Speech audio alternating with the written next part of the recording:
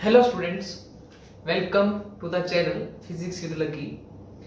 तो इस साल मैंने कोशिश की है कि पूरी क्लास 11th और 12th के सिलेबस को 3 सीरीज में बांटा जाए। 3 टाइप की सीरीज आप लोगों को प्रोवाइड करवाई जाए 11th और 12th के सिलेबस की। अभी बात करेंगे सिर्फ 12th के सिलेबस की।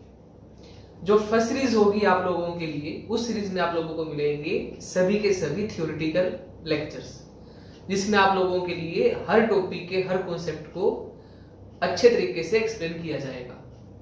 सेकेंड सीरीज में मिलेंगे आप लोगों को टॉपिक वाइज पूरे सिलेबस के न्यूमेरिकल्स, जो आप लोगों के बोर्ड एग्जाम्स में आते हैं।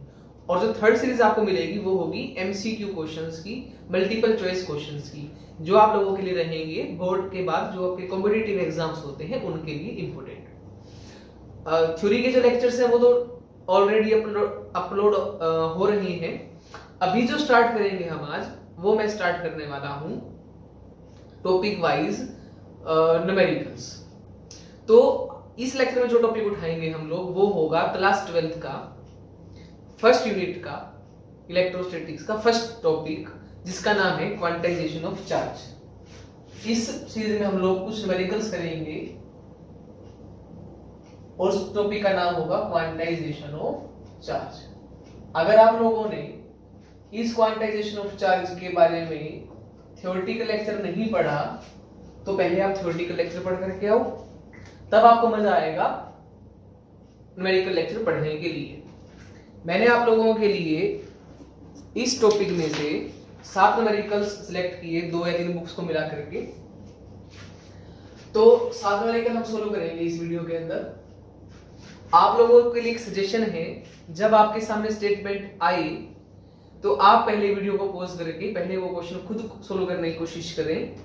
अगर आप लोगों से नहीं होता देन आप पूरी वीडियो को देखें। ओके, तो पहला क्वेश्चन आप लोगों के लिए, ये जितने भी क्वेश्चंस बनेंगे उसमें एक ही फॉर्मूला हम लोग अप्लाई करेंगे। उस फॉर्मूला का नाम है quantization of charge, that is Q is equal to NE। Okay, यहाँ n is number of charge particles, या तो इलेक्ट्रॉन्स या प्रोटॉन्स। E जो होता है चार्ज होता है प्रोटॉन इलेक्ट्रॉन का, और Q होता है चार्ज। इस E की जो वैल्यू रहेगी आप लोगों को याद रखनी है, वो 1.6 × 10⁻⁻19 कूलम रहती है। बस इस एक फॉर्मूला पे ही आपके 6 या 7 न्यूमेरिकल सभी आप लोगों के सामने सोल्व किए जाएंगे। तो पहला न्यूमेरिकल देखो फटाफट, टाइम वेस्ट ना करते हुए, कि 6.25 × 10⁻12 electrons were remove from a glass rod. एक ग्लास रोड से इतने इलेक्ट्रॉन्स निकाले गए, मतलब आपको n दे रखा है कि आपको इतने इलेक्ट्रॉन्स निकाल दिए गए। 6.25 × 10⁻12 इलेक्ट्रॉन्स, इतने इलेक्ट्रॉन्स निकाल दिए गए। What is the magnitude of positive charge acquired by the glass rod? अब आपकी ग्लास रोड कितना चार्ज अपने ऊपर ले लेगी, तो आपको निकालना है Q। बिल्कुल सिंपल क्वेश्चन बनेगा आप लोगों का, डायरेक्ट फॉर्मूला लग रहा है इसके अंदर, Q is equal to NE। तो लगा देंगे using Q is equal to N into E, N 6.25 × 10⁻12 और E की वैल्यू हम लोग जानते हैं 1.6 × 10⁻⁻19। सोल्व करेंगे इसे तो ये दोनों कट जाएंगे आपस में सोल्व करने के बाद, क्योंकि अगर मैं बोलता हूं इसकी वैल्यू कितनी होती है, तो इसकी वैल्यू होती है आप लोगों के पास 100/16। आप लोग कर लेना यदि शॉर्टकट आपको मालूम होंगे। ओके, रिजल्ट जो बचेगा आपके पास वो बचेगा 10⁻⁻6 कूलम, जिसे हम बोलते हैं micro, that will B 1 micro coulomb. इतना चार्ज हमारा ग्लास रोड एक्वायर कर लेगी। मैं पहले भी बोल चुका हूं वीडियोस में कि इन न्यूमेरिकल को सोल्व करने का जो मेन मोटिव है वो आप लोगों के लिए कैलकुलेशन सोल्व करना नहीं है, बल्कि आप लोगों को कांसेप्ट समझाना है। अगर किसी न्यूमेरिकल की कैलकुलेशन आपकी मिसमैच हो जाती है, आंसर मिसमैच हो जाता है, आप उस क्वेश्चन का नंबर नीचे कमेंट बॉक्स में डाल दें, मैं उसको चेक करके उसे ठीक करके डाल दूंगा। हो जाता है जब हम बहुत सारे क्वेश्चन सोल्व करते हैं तो एक आधे क्वेश्चन की हमारी आंसर मिसमैच हो सकती है, that is not a big problem. Okay, second question देखो, सेकंड क्वेश्चन भी ऐसा ही है बिल्कुल। How many electrons would have to be removed. उल्टा क्वेश्चन हो गया, कितने इलेक्ट्रॉन्स आपको रिमूव करने पड़ेंगे। अब आपसे n पूछ लिया गया, how many electrons would have to be removed from और एडिट, या ऐड करने पड़ेंगे टू ए मेटल, एक मेटल के ऊपर to leave it with a charge of इतना। हम उसके पास चाहते हैं चार्ज कितना आ जाए 1 × 10⁻⁻6 कूलम। बिल्कुल उल्टा हो गया, हम चाहते हैं चार्ज इतना आ जाए तो कितने इलेक्ट्रॉन्स देने पड़ेंगे या लेने पड़ेंगे। तो हम चाहते हैं चार्ज पॉजिटिव आए, पॉजिटिव चार्ज के लिए हमें इलेक्ट्रॉन्स को रिमूव करना पड़ता है, तो हमें इलेक्ट्रॉन्स रिमूव करने पड़ेंगे कितने, तो n निकालना है, तो n का फॉर्मूला बनेगा Q/E। बिल्कुल उल्टा क्वेश्चन है, बिल्कुल यहाँ n रखा था तो हमें चार्ज हमारे पास आया 1 माइक्रो कूलम या 10⁻⁻6, यहाँ पे चार्ज रखा है 10⁻⁻6, तो n कितना आ जाएगा, ज्यादा सोचने की नीड नहीं है, बिल्कुल इतना ही 6.25 × 10⁻12 इलेक्ट्रॉन्स आप लोगों को रिमूव करने पड़ेंगे अगर आप चाहते हो पॉजिटिव चार्ज, और इतने इलेक्ट्रॉन आपको देने पड़ेंगे अगर आप चाहते हो नेगेटिव चार्ज। ओके, बिल्कुल दो क्वेश्चन सिंपल थे, बिल्कुल ही जो फॉर्मूला बेस्ड क्वेश्चन थे। अब जो क्वेश्चंस आएंगे फॉर्मूला बेस के साथ साथ आप लोगों के वो क्वेश्चन थोड़े कॉन्सेप्चुअल भी होंगे।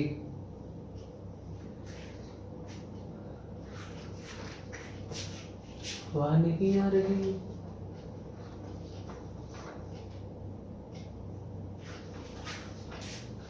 थर्ड क्वेश्चन देखो, एन इलेक्ट्रिकली न्यूट्रल कॉइन, हमारे पास एक बिल्कुल ऐसा कॉइन है जिसके पास नेट चार्ज 0, कोई नेट चार्ज नहीं है, और उसका मास है 3 ग्राम, उस कॉइन का मास है 3 gram. Okay, contains equal amount of positive and negative charge, उसके पास जितना चार्ज पॉजिटिव है उसके पास उतना ही चार्ज नेगेटिव भी है। Assuming the coin made up of pure copper, हम मान के चलते हैं कि हमारा जो कॉइन है वो प्योर कॉपर का बना हुआ है, तो what is the magnitude of total positive और negative charge on the coin. तो आप ये बताओ कि उस कॉइन के ऊपर कितना चार्ज पॉजिटिव होगा और कितना चार्ज नेगेटिव होगा।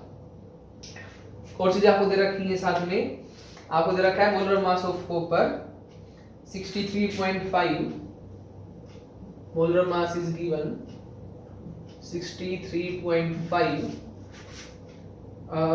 ग्राम पर मोल। मतलब अगर आप लोग 63.5 ग्राम कॉपर लेंगे तो आपको उस कॉपर के अंदर 1 मोल एटम्स मिलेंगे। और एक चीज और रखी है, atomic number of copper is given to us, atomic number आपने वो गिवन है कितना, दैट इज 29। मतलब एक कॉपर के एटम के अंदर हमारे पास 29 इलेक्ट्रॉन्स और 29 प्रोटॉन्स होते हैं।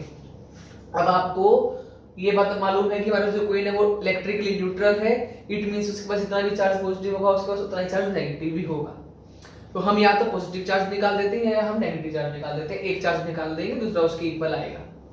मैं निकाल देता हूं पॉजिटिव चार्ज, तो मैं लिख देता हूं, मुझे मालूम है अगर मैं बात करता हूं कॉपर की, तो कॉपर की अगर मैं बात करता हूं एक कॉइन की, तो उस कॉपर के कॉइन में जो वजन है 3 ग्राम का है, मुझे सिर्फ ये पता करना है कि उस एक कॉइन के अंदर कितने चार्ज पार्टिकल्स हैं। और अगर मुझे चार्ज पार्टिकल्स मालूम पड़ गए तो मैं लिख दूंगा Q is equal to Ne। E मैं वैसे जानता हूं कि if we talk about 1 proton तो उसके पास चार्ज होता है 1.6 × 10⁻⁻19 कूलम, बच गया N।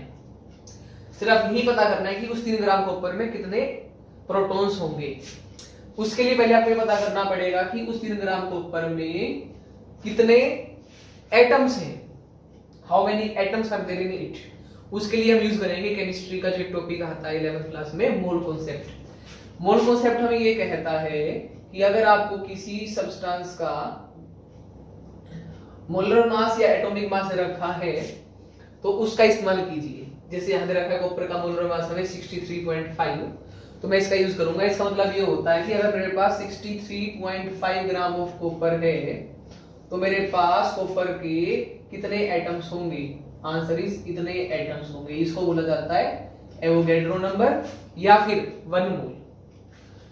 अच्छा, अगर मेरे पास 1 ग्राम कॉपर होता तो मेरे पास कितने एटम होते इसके, अगर मेरे पास 1 ग्राम कॉपर होता तो मेरे पास इतने एटम होते। और मेरे पास कॉपर है कितना है, मेरे पास कॉपर है 3 ग्राम, तो मेरे पास कितने एटम होंगे, तो मेरे पास कॉपर के कितने एटम होंगे इनटू 3, कितने एटम मेरे पास है, ये मुझे समझ में आता है। अब कॉपर के एक एटम के पास कितने प्रोटॉन्स होंगे, उसके न्यूक्लियस में कितने प्रोटॉन्स होंगे, तो मैं ये मुझे वो भी गिवन है कि कॉपर के एक न्यूक्लियस के पास 29 प्रोटॉन्स और इलेक्ट्रॉन्स होंगे। मैं लिख देता हूं यहां पे कि number of protons in the coin, उस कॉइन में इतने एटम और एक एटम के पास 29 इलेक्ट्रॉन्स प्रोटॉन्स, तो मेरे पास कुल प्रोटॉन्स कितने हो जाएंगे, मेरे पास हो जाएंगे टोटल प्रोटॉन्स कितने बाय 63.5 into 3 into 29। मेरे पास इतने प्रोटॉन्स है, मुझे ये भी पता है कि एक प्रोटॉन के पास चार्ज कितना होता है, इतना, तो ये इतने प्रोटॉन्स मल्टीप्लाई में एक प्रोटॉन के पास इतना charge, then by solving it I will get total charge. इसको सिर्फ यहां लिखेंगे नंबर को 6.02 into 10 की power 23 into 3 into 29 divide by 63.5। अपना कैलकुलेटर उठाओ, इस मल्टीप्लाई को सॉल्व करो। अगर आपका आंसर आता है 1.32 into 10 raised to power 5 coulomb तो ठीक है। अगर आपका कैलकुलेटर इससे मिसमैच होता है तो मुझे कमेंट करना जरूर। ये क्वेश्चन थोड़ा सा एक्स्ट्रा क्वेश्चन था, थर्ड क्वेश्चन काफी अच्छा था, इसको रिपीट करके देखना एक बार आप लोग, और ऐसे ऐसे क्वेश्चन आप लोग भी सोल्व करना।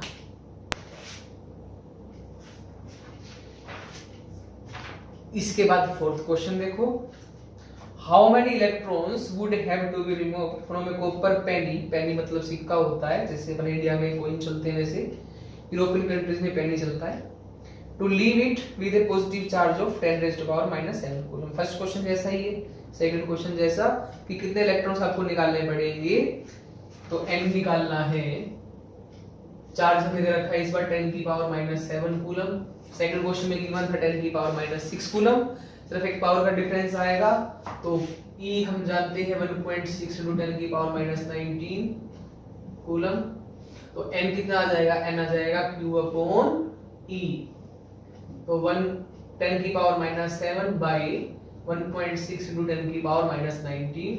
उठाओ अपना कैलकुलेटर, जब भी आप क्वेश्चन करने बैठो कैलकुलेटर आप लोग अपने पास रखा करो, और इसको देखो ये हमारे पास आ जाएगा 6.25 into 10 raised to power 11 electrons. इतने इलेक्ट्रॉन्स हमारे पास देने पड़ेंगे, सॉरी रिमूव करने पड़ेंगे। छोटा सा क्वेश्चन था।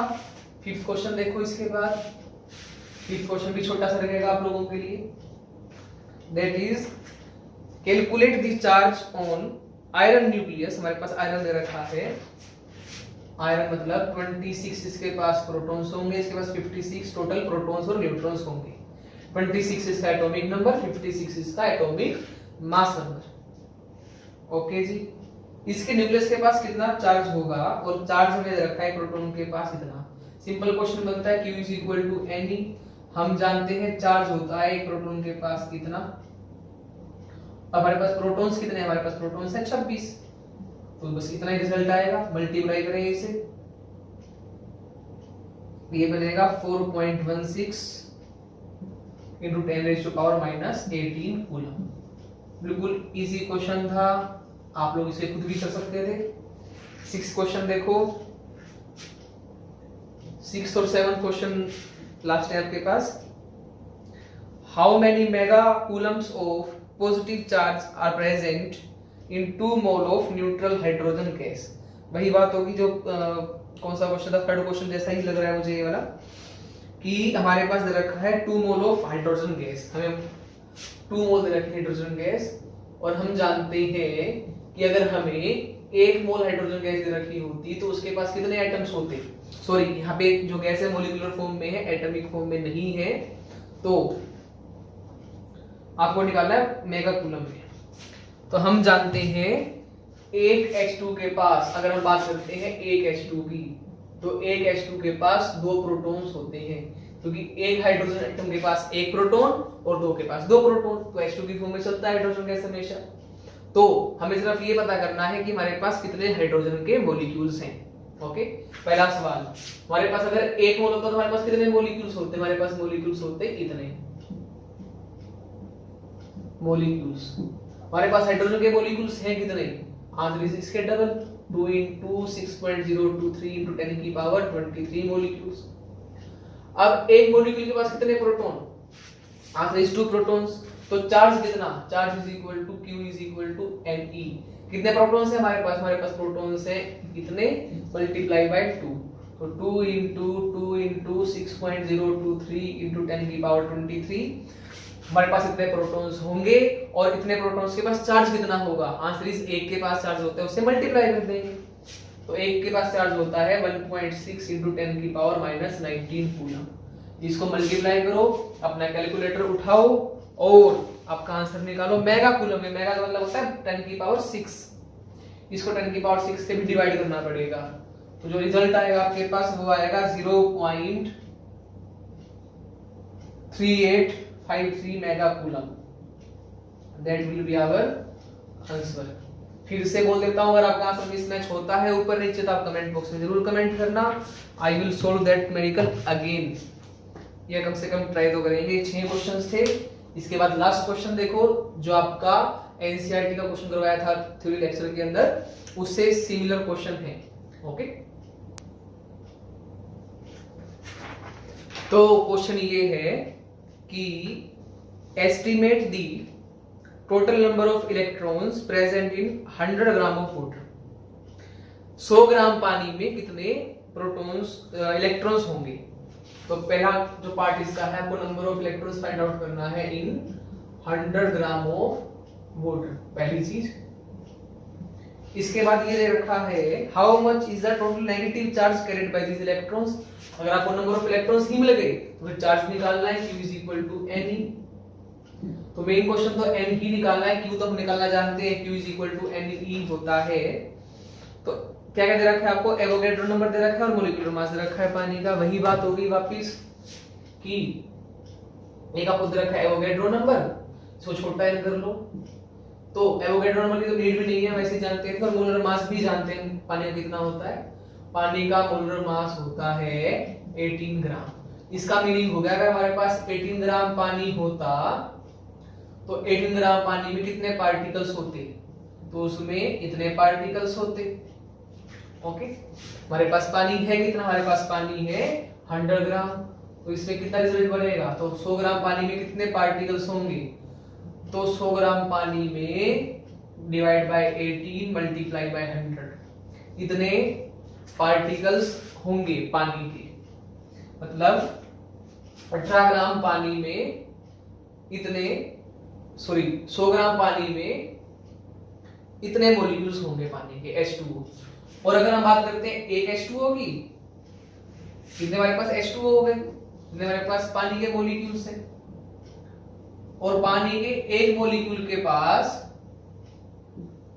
कितने प्रोटॉन्स इलेक्ट्रॉन्स होते हैं। तो अगर गिनना चाहते हो आप H2O, तो H2O में ऑक्सीजन के पास होते हैं 8 इलेक्ट्रॉन्स और हाइड्रोजन के पास 8 होते हैं और हाइड्रोजन के पास होते हैं 1। लेकिन ये हाइड्रोजन हमारे पास 2 है तो प्लस में 2 कर लेना। तो हमारे पास हाइड्रोजन पानी के एक मॉलिक्यूल के पास 10 इलेक्ट्रॉन्स होंगे। अगर हम बात करते हैं पानी के एक मॉलिक्यूल की तो उसके पास 10 इलेक्ट्रॉन्स होंगे। हम बात करते हैं इतने मॉलिक्यूल्स की तो उसके पास कितने इलेक्ट्रॉन्स होंगे, multiply by 10। Number of molecules, ये एक मॉलिक्यूल के पास इलेक्ट्रॉन्स की अमाउंट मल्टीप्लाई करेंगे हमारे पास n आ जाएगा। और आपको निकालना सीधा Q, तो Q के लिए क्या करेंगे, Q is equal to Ne। छोटा n दे रखा था, बड़ा नहीं कर दिया, कोई बात नहीं, दोनों को सिंबल सेम दे देते हैं। तो n बिल्कुल इजी क्वेश्चन था ये, इंटू e का मतलब 1.6 इंटू 10 की पावर -19। उठाओ अपना कैलकुलेटर, अपना हथियार, रिजल्ट आएगा 5.35 into 10 raise to power 6 coulomb. It was the answer of our 7th question. तो ये 7 क्वेश्चंस की एक वीडियो बनाई जिसमें सारे क्वेश्चंस आप लोगों के लिए थे क्वांटाइजेशन ऑफ चार्ज के। इससे अगली वीडियो में जो हम क्वेश्चंस पढ़ेंगे वो पढ़ेंगे, इस सीरीज की जो अगली वीडियो बनाई जाएगी उसमें क्वेश्चंस होंगे कूलम्स लॉ ऑफ इलेक्ट्रोस्टैटिक्स के। काफी ज्यादा क्वेश्चंस है, उसकी शायद 2 वीडियोस बन जाए। आप लोग अपने पास जितने भी क्वेश्चंस हो वो क्वेश्चन सोल्व करते रहें और जो क्वेश्चन आप लोगों से सोल्व नहीं होते उन क्वेश्चंस को, या इस बुक से अलावा जो भी क्वेश्चंस आप लोग चाहते हो मुझसे करवाना, वो आप नीचे कमेंट बॉक्स में कमेंट करते रहें। मैं जैसे ही टाइम मिलेगा आप लोगों को उन क्वेश्चंस के आंसर सोल्व करके दे दिया करूंगा। तो ये वीडियो हमारे पास न्यूमेरिकल सीरीज की फर्स्ट वीडियो थी। आई होप आप आगे भी वीडियो देखते रहेंगे और ऐसे ही फिजिक्स पढ़ते रहेंगे। Stay tuned, stay connected. Thank you.